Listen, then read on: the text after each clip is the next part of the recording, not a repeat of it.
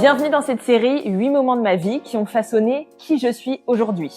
Mon rapport aux vêtements, à la mode, à mon corps, à ma confiance et au regard des autres. J'avais envie de commencer par cette série parce qu'en fait, en tant qu'adulte, j'ai enfin compris quelque chose. Notre manière de nous habiller, de nous sentir belle, légitime, à l'aise, mal à l'aise, en fait, ça commence pas à 25-30 ans, ça commence dès l'enfance. Que ce soit dans les remarques, dans les moqueries, les codes sociaux, les groupes, les petites blessures du quotidien et toutes ces expériences qui finissent par façonner l'adulte qu'on devient. Alors dans cette série, c'est mon histoire avec les vêtements. Je vous raconte ce que j'ai vécu, ce que je me disais à l'époque, les mécanismes psychosociaux qui se jouaient sans même que je m'en rende compte, et surtout comment j'ai réussi à m'en sortir, à transformer ça et les leçons que j'en ai tirées aujourd'hui. Mon objectif, il est simple avec cette série, vous montrer que rien n'est figé. Que tout ce qu'on a vécu peut se comprendre, se dépasser, se transformer et que notre rapport aux vêtements et à nous-mêmes finalement peut devenir un espace de liberté. Et alors c'est aussi ma manière d'ouvrir la voie pour parler d'identité, d'image de soi, d'amour de soi, de confiance en soi, de rapport au corps et de toutes ces petites graines que l'on sème pour devenir la femme qu'on a toujours voulu être. Alors, dans ce premier épisode, on va parler de ma toute première histoire, de mon souvenir le plus marquant que je me rappelle. C'est la photo de classe de CE2, la fameuse. Je repose un petit peu le contexte. Donc, je suis dans le sud de la France. On vient de déménager avec mes parents. On était en région parisienne. On arrive dans le sud de la France, à Miramas précisément. J'arrive dans une nouvelle classe et vient le moment de la photo de classe. Ok.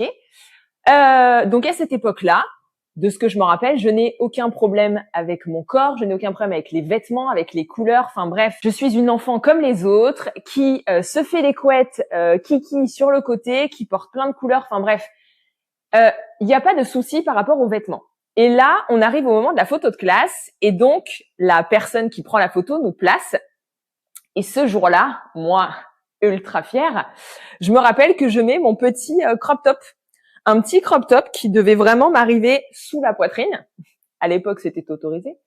Un crop top orange, comme ça, orange un peu imprimé. Franchement, il faut que je retrouve la photo.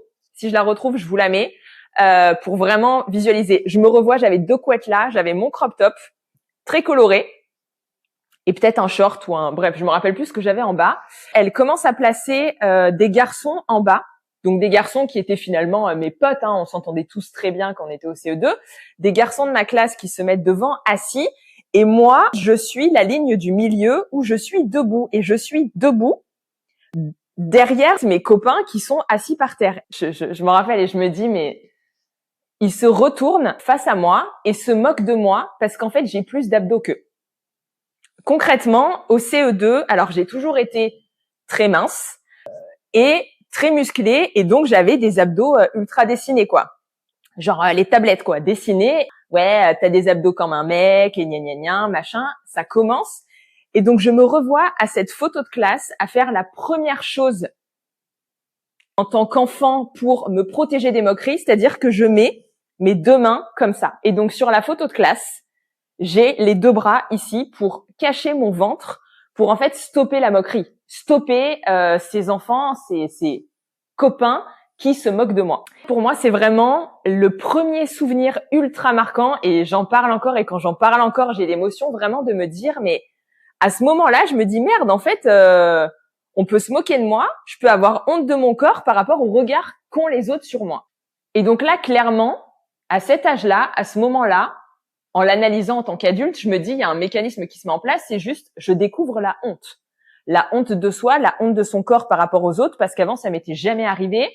Et donc, pour me protéger d'une moquerie, je cale juste mes bras là, comme ça, je stoppe la chose, quoi. Je te montre plus l'objet sur lequel tu peux te moquer, quoi. Et je pense que c'est le moment là, et c'est marrant parce que j'en fais vachement la connexion maintenant avec mes neveux qui sont en primaire et au collège, et qui la dernière fois pendant un repas de famille disaient ah oui ton copain aux grandes oreilles, ah oui machin le grand, ah oui truc muche ceci. À ce moment-là, il y a des critiques par rapport au physique. Je pense que c'est les premières critiques qu'on a, j'en ai d'autres qui sont arrivées, mais c'est à ce moment-là où je me rends compte, ok, moi qui n'avais jamais eu de problème avec mon corps et qui ne m'était jamais rien dit, là en fait il y a des personnes qui peuvent se moquer de mon corps, me faire ressentir une émotion, finalement je suis gênée de la tenue où j'ai eu, parce que j'étais vraiment gênée et mon but c'était, si j'aurais pu mettre un t-shirt ultra long, c'était faire ça pour me cacher. À ce moment-là, je capte un truc, c'est que je me dis, ok, donc les garçons, ils sont censés être comme ça et les filles, elles sont censées être comme ça,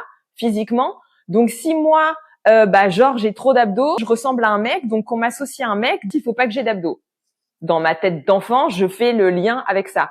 Alors, ça serait intéressant que je regarde des photos d'après, et je pense qu'en fait, ce crop top, je ne l'ai plus jamais remis. Mais c'est vrai que par la suite, et même en y réfléchissant en tant qu'adulte, on a pu souvent me faire des remarques par rapport à mon ventre, malgré moi. Voilà. Mais c'est la première chose qui se joue, et c'est quelque chose qu'on verra plus tard dans les prochains épisodes, c'est vraiment ce moment d'enfance où se joue le regard de l'autre par rapport à notre physique. Alors aujourd'hui, les leçons que je peux en tirer de finalement de cette expérience, c'est qu'à partir du primaire, le corps devient un moyen de moquerie. Que la honte commence à rentrer dans nos vies. La moquerie, ça peut aussi être un outil de domination. C'est-à-dire que d'autres personnes peuvent prendre l'ascendant sur moi en se moquant sur moi et en créant un groupe. Et donc moi, je vais me sentir rabaissée et mal à l'aise, donc je vais me mettre en protection. Alors, il y a deux choses qui peuvent se mettre. Soit je me mets en protection, soit au contraire, je m'assume plus. Mais à ce moment-là, on a 8 ans. Je pense qu'on n'a pas encore tout ça qui se met en place. Vraiment, j'essaye de l'analyser en tant qu'adulte. Donc, comment on pourrait ressortir si là, moi, la Caroline en tant qu'adulte parlait à la Caroline de 8 ans, comment s'en sortir? Et en fait, c'est finalement ce que aujourd'hui je dis à mes filles et les messages que j'ai envie de leur transmettre, c'est vraiment de revisualiser la scène qui vient de se passer. De leur expliquer comment elle se ressentit pour justement nommer les émotions, que ce soit de la honte, que ce soit de la tristesse, voilà, qu'est-ce qu'il en est. Leur demander comment elle se sentait dans cette tenue, à la base. Quand le matin tu mets cette tenue, si tu t'habilles comme ça, c'était parce que tu te sentais bien. C'est vraiment ce que j'essaye moi d'apprendre à mes deux filles aujourd'hui, c'est si elles reviennent à la maison en disant on s'est moqué de moi sur un vêtement, etc. J'essaye toujours de repositionner la chose en disant mais ce matin, quand tu t'es habillée, comment tu te sentais? Quand t'es parti et que tu t'es regardé dans le miroir avant de franchir la porte, comment t'étais? Tu te sentais bien? Ok. Maintenant, l'autre personne a le droit d'avoir un avis différent. A le droit d'avoir un avis différent par rapport à toi, à ton ressenti. Par contre, la personne n'a pas le droit de se moquer de ton corps. C'est interdit, en fait. Et donc ça, c'est vraiment quelque chose que je leur répète. Et même elles, quand on va se promener dans la rue et qu'elles peuvent me faire une remarque sur « Ah, t'as vu, la dame, elle est comme ci, le monsieur, il est comme ça », je leur dis « il est né comme s'il n'y peut rien ». Donc, ne te moque pas de ça parce qu'il ne peut pas agir dessus. Et je pense que c'est la leçon la plus importante que moi, j'ai intégrée en tant qu'enfant et que j'ai envie aussi que mes filles et finalement les autres personnes avec qui je suis en contact et les autres enfants, leur dire vraiment n'attaque pas les autres sur leur corps, ils ne peuvent rien y faire.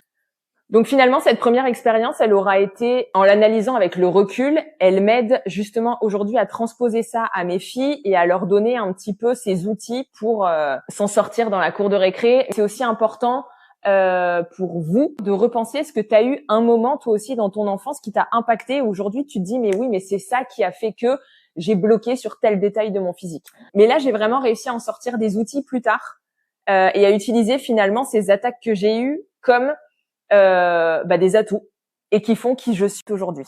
N'hésite pas à me dire ce que tu as pensé de cet épisode, à me partager les histoires, toi, en tant qu'enfant, que tu as vécu, comment tu as réussi à t'en sortir, si tu as réussi à t'en sortir, ou comment aujourd'hui tu agis avec tes enfants si jamais ils sont dans la même situation.